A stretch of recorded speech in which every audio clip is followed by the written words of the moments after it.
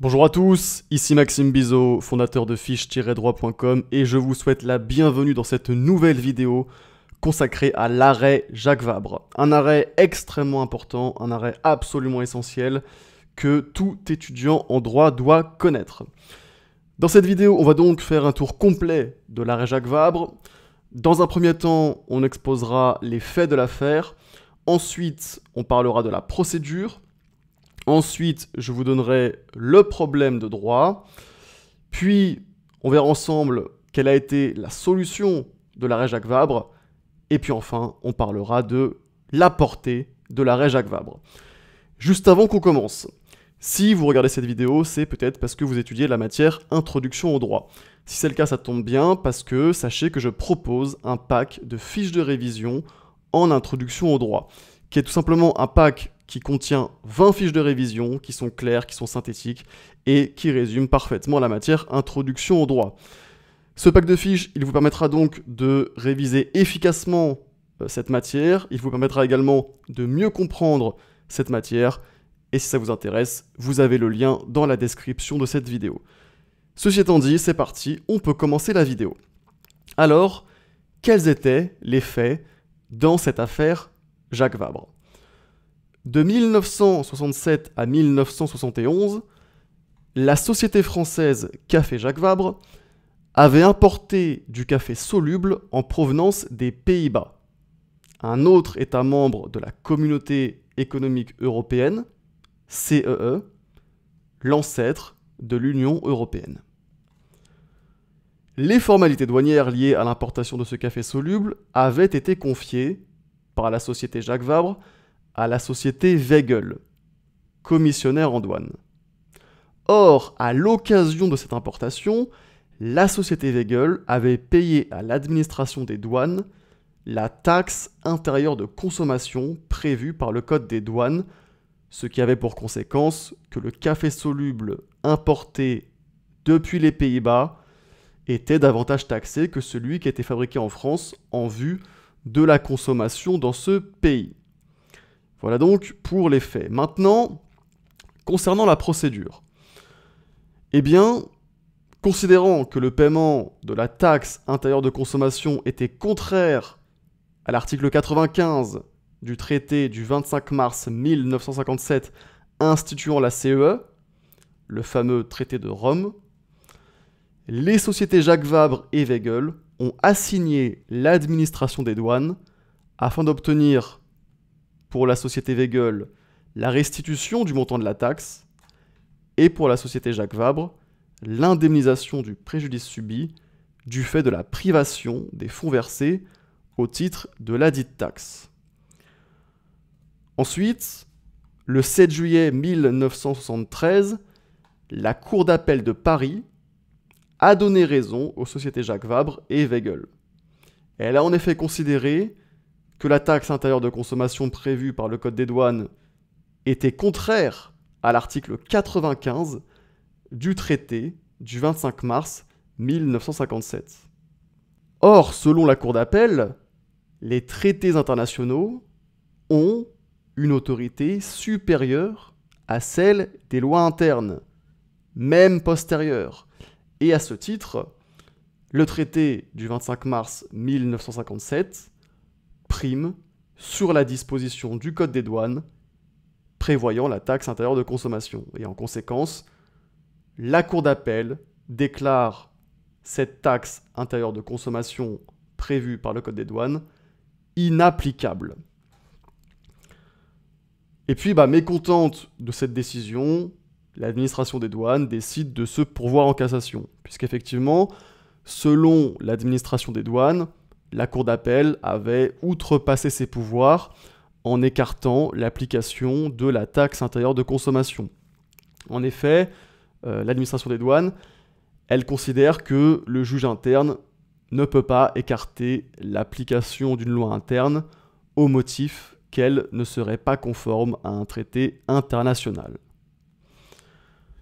Alors maintenant, ceci étant dit, quel était le problème de droit qui se posait ? Eh bien, dans son arrêt Jacques Vabre, la Cour de cassation devait répondre à la question suivante. Le juge interne peut-il se prononcer sur la compatibilité d'une loi postérieure à un traité international? Le juge interne peut-il se prononcer sur la compatibilité d'une loi postérieure à un traité international? Et voyons maintenant quelle a été la solution de l'arrêt Jacques Vabre. Alors, pour bien comprendre la solution de la Cour de cassation dans l'arrêt Jacques Vabre, il faut d'abord resituer l'arrêt dans son contexte. Pendant longtemps, les juridictions ordinaires, et notamment le Conseil d'État et la Cour de cassation, refusaient de contrôler la conventionnalité de la loi, c'est-à-dire la conformité de la loi aux traités internationaux et aux droits de l'Union européenne en particulier. Le Conseil d'État, il acceptait seulement d'écarter une loi contraire à un traité international ou aux droits de l'Union européenne à la condition qu'elle soit antérieure à la norme internationale. À partir du moment où la loi était postérieure au traité international, elle n'était pas écartée. Puisqu'en effet, le Conseil d'État, comme la Cour de cassation, avait une vision légicentriste, héritée de la philosophie des Lumières. Il considérait que la loi était l'expression de la volonté générale et qu'il ne fallait pas la remettre en cause. D'accord ? Donc, les juridictions ordinaires ne prenaient pas en charge le contrôle de conventionnalité des lois. Et donc, à ce stade, eh bien, le Conseil constitutionnel semblait alors être la seule juridiction pouvant exercer le contrôle de conventionnalité des lois, en vertu de l'article 55 de la Constitution, qui dispose que les traités internationaux ont une autorité supérieure à celle des lois. Parce que, en effet, le Conseil constitutionnel, il était déjà chargé de contrôler la constitutionnalité des lois, et donc on pouvait raisonnablement penser qu'il allait, en plus de son contrôle de constitutionnalité, se saisir du contrôle de conventionnalité de la loi. Mais pourtant, dans une importante décision du 15 janvier 1975, décision interruption volontaire de grossesse, eh bien le Conseil constitutionnel a refusé de prendre en charge le contrôle de conventionnalité des lois. Et donc, à ce moment-là, les juridictions ordinaires mises sous pression par le Conseil constitutionnel n'avaient pas vraiment d'autre choix que d'accepter, d'effectuer le contrôle de conventionnalité des lois.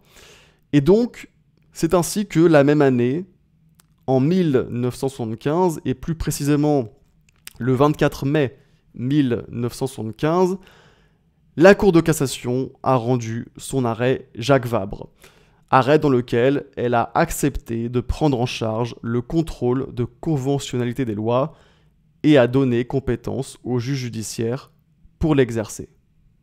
Plus précisément, la Cour de cassation, elle a rejeté le pourvoi et elle a affirmé que la Cour d'appel n'avait pas excédé ses pouvoirs en décidant que l'article 95 du traité de Rome devait être appliqué en l'espèce à l'exclusion de la disposition du Code des douanes instaurant la taxe intérieure de consommation, même si cette disposition était postérieure au traité. En effet, selon la Cour de cassation, le traité de Rome institue un ordre juridique propre intégré à celui des États membres, directement applicable aux ressortissants de ces États et s'impose à leur juridiction. Et donc ainsi, l'arrêt Jacques Vabre consacre la primauté du droit de l'Union européenne sur la loi interne, que cette dernière soit antérieure ou postérieure. Et sur le fondement de l'article 55 de la Constitution, la Cour de cassation, par son arrêt Jacques Vabre, autorise le juge judiciaire à écarter l'application d'une loi interne si celle-ci contrevient à un traité international. Voilà donc pour la solution de l'arrêt Jacques Vabre. Alors maintenant, Quelle a été la portée de l'arrêt Jacques Vabre? Puisqu'effectivement, l'arrêt Jacques Vabre avait autorisé le juge judiciaire à opérer le contrôle de conventionnalité des lois, mais donc la question était alors de savoir si le juge administratif disposait de la même compétence. Et à ce sujet, le Conseil d'État n'a pas immédiatement emboîté le pas de la Cour de cassation. Pendant longtemps, pendant de nombreuses années, le Conseil d'État est resté attaché à la conception traditionnelle de la souveraineté de la loi. Mais finalement, le Conseil d'État s'est plié à la position de la Cour de cassation et dans un arrêt Nicolo du 20 octobre 1989, il a à son tour consacré la primauté des traités internationaux sur les lois internes, qu'elles soient antérieures ou postérieures, et il a donné compétence au juge administratif pour contrôler la conformité d'une loi à un traité international, même si cette loi est postérieure. Et ceci étant dit, cette vidéo est maintenant terminée. J'espère que cette vidéo vous aura aidé à bien comprendre l'arrêt Jacques Vabre, et on se retrouve très prochainement pour une autre vidéo.